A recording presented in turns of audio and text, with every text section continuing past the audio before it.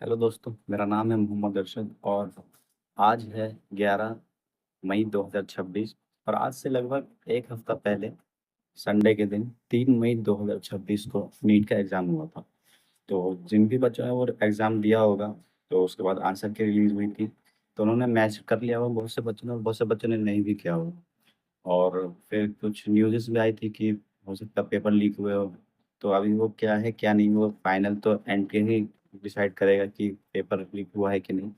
और जो रीनीट का जो होता है शायद हो ना हो, मेरे ख्याल से नहीं होगा, क्योंकि लास्ट ईयर भी ऐसे हुआ, लास्ट टू लास्ट ईयर भी यही हुआ था।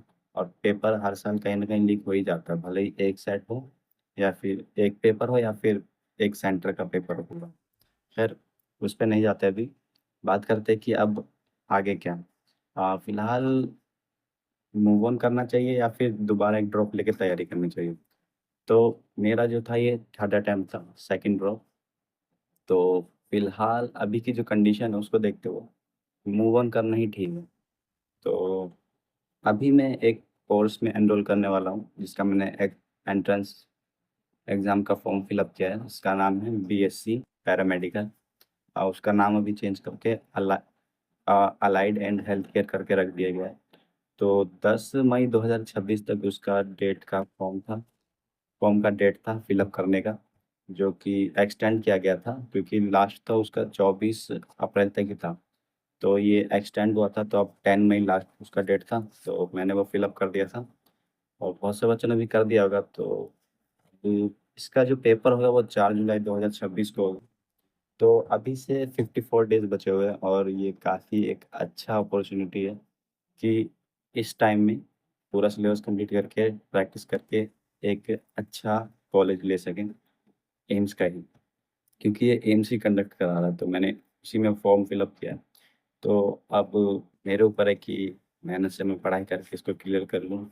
क्योंकि नीट का जो मैंने पेपर दिया था तो उसमें मेरे मार्क्स ज़्यादा कुछ बढ़िया नहीं बने, क्योंकि फिजिक्स केमिस्ट्री मेरी थोड़ी सी वीक है और उस पे मेहनत करने की ज़रूरत है। बाकी बायो तो ठीक है, उस पे कॉन्फिडेंस है, बस फिजिक्स और केमिस्ट्री पे करना है।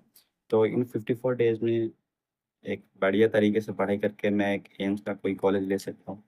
बाकी अभी नीट का तो फिलहाल कुछ नहीं है मेरे ख्याल से। मैं भी फिलहाल वो कर रहा हूँ, अभी नीट के लिए प्रेप नहीं कर रहा हूँ, क्योंकि शायद मैं अगर मेरे को कॉलेज मिल जाए तो मैं पार्शियल ड्रॉप की तरफ जाऊँ। पर अभी फुल ड्रॉप का तो कोई प्लान नहीं है। तो फिलहाल मैं बीएससी पैरामेडिकल का तैयारी कर रहा हूँ एग्ज़ाम का, और 4 जुलाई को ये एग्ज़ाम है। तो जो ये फॉर्म भरे उन सबको ऑल द बेस्ट, और बढ़िया से पढ़ो भाई, क्योंकि सीट इसमें भी बहुत कम है और सब बच्चे इसमें भी कंपटीशन बढ़ गया है। जो नीट वाले थे वो सारे इधर ही आ गए। मैं भी नीट वाला ही, तो मैं भी इधर ही आया क्योंकि इसी का फॉर्म रह रहा था। सीयूईटी में दे नहीं पाया, भर नहीं पाया, क्योंकि मेरे को था कि मैं नीट ही करूँगा तो सीयूईटी क्यों। तो अब लग रहा है कि भर देना चाहिए था पहले। खैर, अब नहीं भरा तो नहीं भरा। तो ये वाला है कि अब मैं ये वाला भर रहा हूँ फॉर्म, मतलब भर दिया है। और एक और एग्ज़ाम आएगा यूपीएससी नेट करके, जो कि सिर्फ यूपी के कॉलेज के लिए बीएससी होगा, बीएससी नर्सिंग। तो मैं उसका भी फॉर्म फिलअप कर दूंगा, क्योंकि अब जो भी फॉर्म निकलेगा अगर मैं भर सकता हूँ तो मैं भर दूंगा। अभी कोई नहीं है, क्योंकि अभी कुछ फाइनल डिसाइड नहीं हुआ कि कौन सा कोर्स एनरोल करना है या क्या। फिलहाल पैरामेडिकल का मैंने फॉर्म फिलअप किया है, जिसका पेपर 4 जुलाई को, तो मैं उसी का पेपर देने वाला हूँ। और आई होप मैं क्लियर कर लूँ अच्छे से पढ़ाई करके।